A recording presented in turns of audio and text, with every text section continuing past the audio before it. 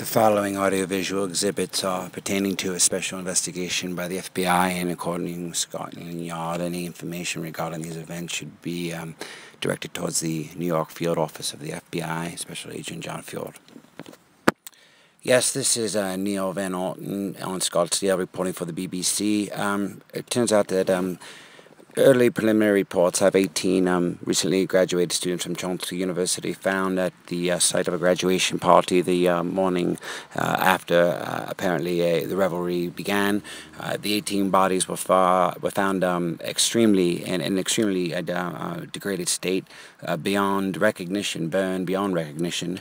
This inferno lasted approximately 3.5 hours before firefighters had it under control. It was a 6-alarm fire, and apparently one of the survivors of the grad party, Inferno as it's being called, survived the fire only to have lost his life concurrently by suicide, leaping off of a Manhattan skyscraper in the early morning hours following the soiree.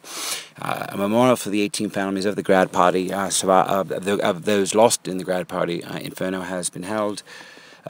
Tonight, NBC premiered the first episode of the series, Grad Party, which is an edited version of the 9 hours of footage which was acquired during the party. And recent web trends have released the statistics that today on Google, Grad Party was the top Google search in all worldwide searches. A bit of a twist today in the ongoing saga of the grad party. It turns out the dental records of some of the dead individuals have not correlated to their dental records. It's uncertain now what this means. A breaking development in the ongoing grad party situation. It turns out the dental records were tampered with. This was the admission of a doctor that was recently charged on an unrelated drug charge. The grad party after the final exams, graduation day was held for this small online university called Chomsky University. On day 9 was the graduation party held in the Westchester County of New York State, about 20 minutes outside the city of Manhattan, or the borough of Manhattan rather. The day after the party, or the morning of, a 6-alarm fire erupted, and it took approximately 3.5 hours to put out the raging inferno. On day 33, the FedEx was sent to the Creative Artists Agency, a Hollywood agency, which was sent footage from an anonymous source, apparently, which revealed footage of the last hours of the graduates. On June 3rd, 2012, the night of the party occurred. Following is some footage from the exhibit mailed to the agent. I believe his name is Bobby. On record here, it seems to be Robert Bobby Lee of the Creative Artists Agency, who apparently has licensed the footage to Comcast, NBC Universal for broadcast. MSNBC is reporting that one of the victims' father is a South Carolina senator, and he has personally asked the FBI to investigate this. It's uncertain whether arson is at play, although the Westchester Fire Chief has ruled, in fact, that arson is suspected. But it turns out that the father of one of the victims, a South Carolina senator, an incumbent of 33 terms, is ordering an investigation. It's uncertain if it's been a suicide pact, a homicide, or a suicide.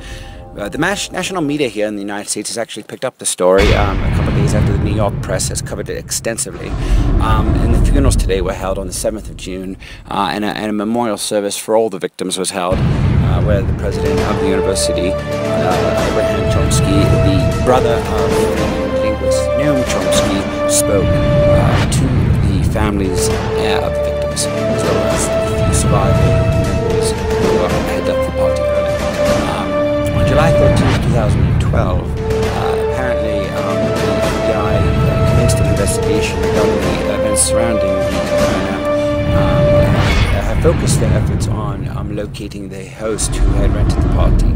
On the 17th of August, the filmmaker was identified and interrogated by the FBI, who had sent the package to the Creative Artists Agency. It's unknown and uncertain the motive or the causation of the footage acquisition. 29th of July, apparently there was an auction held by Creative Arts Agency for the video rights, the licensing for the national syndication and for the distribution of the admittedly macabre footage of their last hours alive of these young graduates who died only a few hours after the footage was filmed.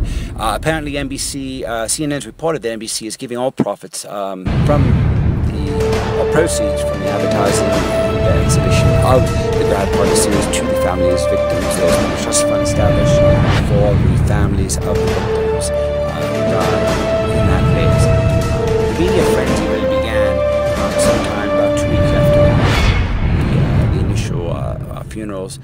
New footage has been sent, and apparently in a breaking story, to the Washington, D.C. FBI field office that sheds new light on the origin of the footage sent to the Creative Arts Agency 2 months earlier. On the 21st of August, the TV series trailer was released by NBC, which reveals some of the scenes of the upcoming series. And the truth was leaked today. Inadvertently, intentionally, we are not sure. It is very preliminary, but apparently the shit has hit the flat screen, so to speak. Because at this moment right now, both CAA and Comcast, NBC Universal are in damage control. This is an FBI notice, an intention from Scotland Yard and the Federal Bureau of Investigation